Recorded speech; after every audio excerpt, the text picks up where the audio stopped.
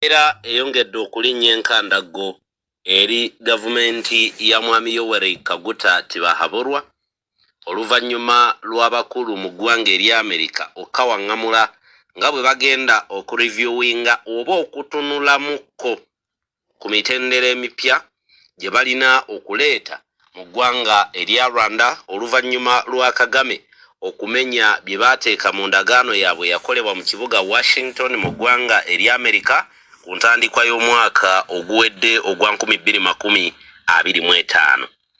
Amerika egamba nti ebigambo bya Paul Kagame mwe yayanukulira Donald Trump ng'agamba nti Trump mugwagwa omumbatuutu buli kadde abakangakanga nti nno agenda kubateekako envumbo mbuye Kagame tebikyakola. Abamerika ebigambo bino bagamba nti babirinako kopi era bagenda kulaba kiki bagenda okuddako okukola.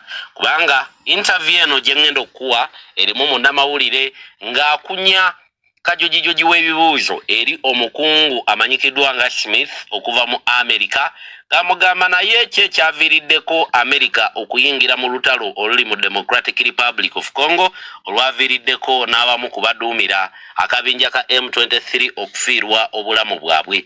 Omumerika n'amwanukula n'amugamba nti Kagame yavuddeko nabe kwogatta n'akabinja ka March 23rd Movement oluvannyuma lw'obleaching endagaano oba okuva ku bye twakkaanyaako mu ndagaano eyakolebwa mu ggwanga erya Amerika nga muno mwe mwali n'amagye aga RDF okuwithdrawing okuva mu bibira bya Democratic Republic of Congo, mwalimu Kagame okujjayo akabinja ka M23 mu bibira bya Democratic Republic of Congo kwogatta n'okulekerawo okukola obulumbaganyi bwonna. Nti Kagame bwe yatuula ne gavumenti ya Democratic Republic of Congo n'alaga nti bino byonna agenda kubiteeka mu nkola nga bali eri mu Washington, bwe yajja ate eno ku ground Kagame yakola birala era kyovola ba Amerika mbu yayimukiramu ng'eyategwa ogw'ekyayi bwetyo nejja nekubako beekuba nga eyita mu kuyambako amagye aga DR Congo bagiyite DR Congo militia. Njagala ojjukire nti eriyo omuyekera wa M23 eyakafiira mu ggwanga erya Uganda. Eriyo omuyekera wa M23 eyafiiridde mu ggwanga erya Uganda oluvannyuma lw'okufuna obuvune mu bulumbaganyi obwo bwakolebwa nga 26 February omwaka guno, ye wiiki eyo gye tukubye omugongo. Kakati nno bino byongedde okuteekawo embeera nti ne gavumenti ya Uganda eyolekedde okutuula mu katu. Lwaki? Era gavumenti ya Uganda ebiyingiriramu wa? Waliwo kye tuyita military agreement. Military agreement y'endagaano ey'ebyokwerinda eyakolebwa wakati wa Rwanda n'eggwanga lino erya Uganda ne oba n'eggye lyaffe erya UPDF. Era endagaano eno gye baakola kaali kabonero akalaga nti buli kintu kyonna ekikolebwa ku magye aga Rwanda kibanga ekikoleddwa ku magye aga Uganda.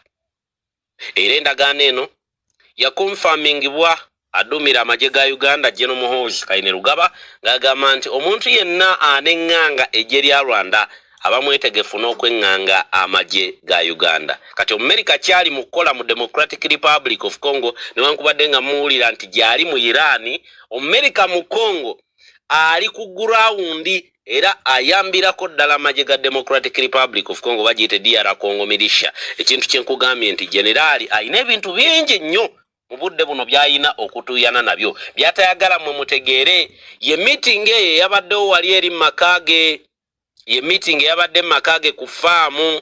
Lwaki meeting eno yabaddemu ba YouTuber ne bannamawulire ayagala abajje ku miramu emirala gyonna egitambula mu ggwanga omuli obulumbaganyi obukolerwa e Rwanda, omuli abayekera abafiiridde mu Uganda, omuli obulumbaganyi obwolekedde okukolebwa kugatta n'okuba diverting okubavuga okubajja ku kya meeting oba ku kyava mu meeting eya Commonwealth oba olutuula lwa Commonwealth olwo omukulu Robert Amsterdam lwe yayogeddeko lwagenda okutwanjulira olunaku lwaleero ebibala ebyavuddeyo. Bobi Wine ye buli lunaku olukya oba Robert Kyagulanyi yeeyongera kufuna maanyi.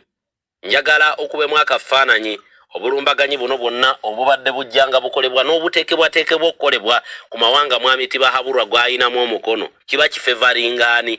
Automatically bwe wabeerawo threat yonna ku gavumenti ya Uganda eya NRM kiba kifevaringa oludda olugivuganya. bangi baali bagamba nti Geneva era olukiiko lwa Geneva terulina kyavaamu. Waliwo akatambi kembadde ndaba akatambula wano ku internet oba ku mikutu emigatta abantu.